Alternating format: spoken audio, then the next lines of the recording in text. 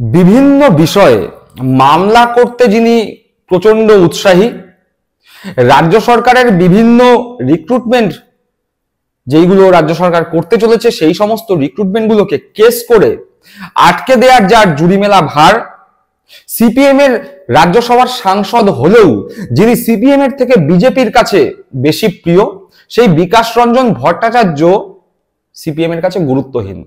না, আমরা একথা বলছি না, বলছে না সাধারণ মানুষ, বলছে সিপিএম দলের রাজ্য সম্পাদক, অর্থাৎ বর্তমানে পশ্চিমবঙ্গের সিপিএম এর রাজ্য সম্পাদক যিনি রয়েছেন সেই মোহাম্মদ সেলিমি প্রকারান্তরে বুঝিয়ে দিলেন যে বিকাশ ভট্টাচার্যের বক্তব্য বা বিকাশ ভট্টাচার্য সিপিএম এর কাছে আর সেরকম গুরুত্বপূর্ণ নয়।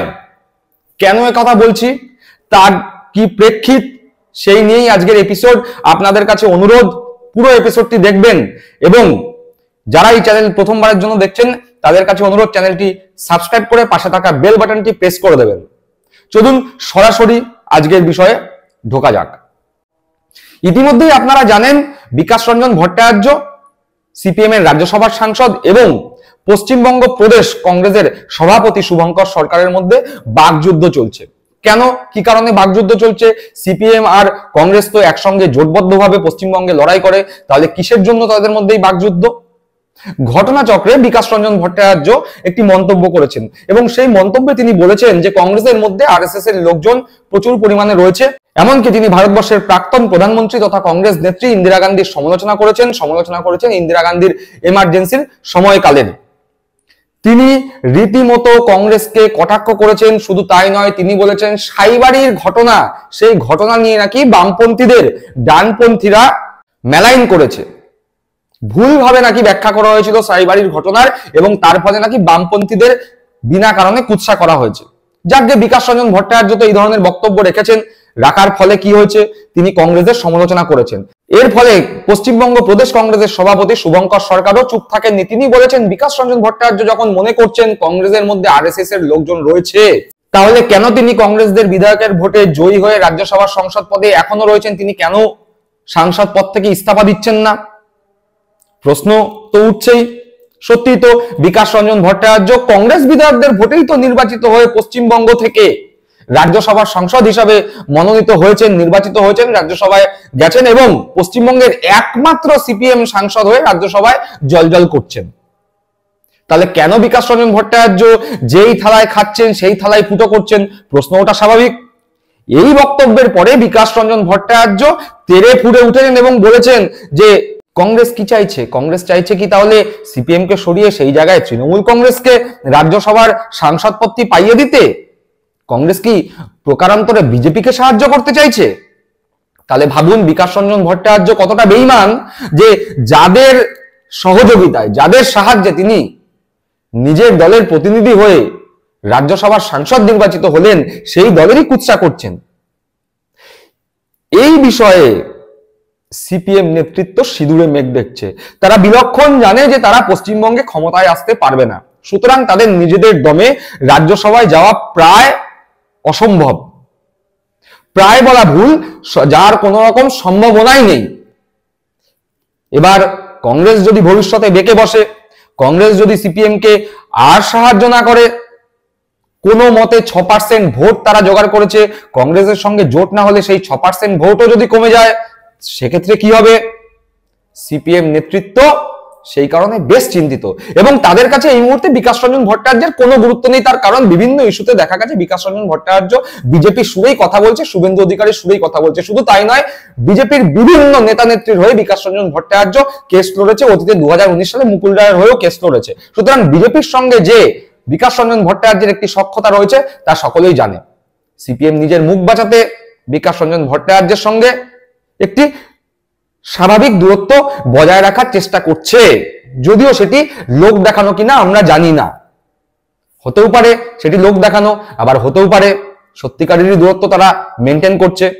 সিপিএম এর নবপ্রজন্মের সঙ্গেও বিকাশ রঞ্জন ভট্টাচার্যের একটি মানসিক দূরত্ব রয়েছে। যাই হোক, সেসব কথা তো পরে। বর্তমানে কংগ্রেসের সঙ্গে বিকাশ রঞ্জন ভট্টাচার্যের যে বাকযুদ্ধ চলছে সেটি কিন্তু সিপিএম নেতৃত্ব খুব একটা ভালো চোখে নিচ্ছে না।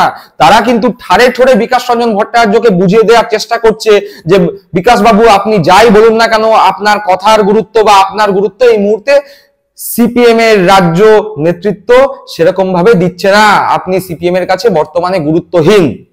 হতে পারে আপনি রাজ্যসভার সাংসদ, কিন্তু ভুলে যাবেন না রাজ্যসভার সাংসদ হয়েছেন সেই কংগ্রেস যাদের আপনি সমালোচনা করছেন তাদের নির্বাচিত বিধায়কদের ভোটেই নির্বাচিত হয়ে আপনি রাজ্যসভায় সাংসদ হয়েছেন।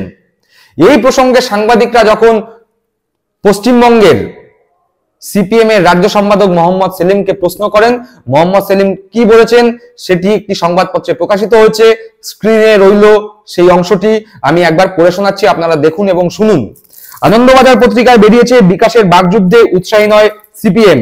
রাজ্যের একমাত্র বাম সাংসদ ও আইনজীবী নেতা বিকাশ রঞ্জন ভট্টাচার্য যেভাবে সংবাদ মাধ্যমের একাংশের কাছে কংগ্রেসকে বিবৃতি দিচ্ছেন তাকে গুরুত্ব দিতে চাইছে না সিপিএম এর রাজ্য নেতৃত্ব।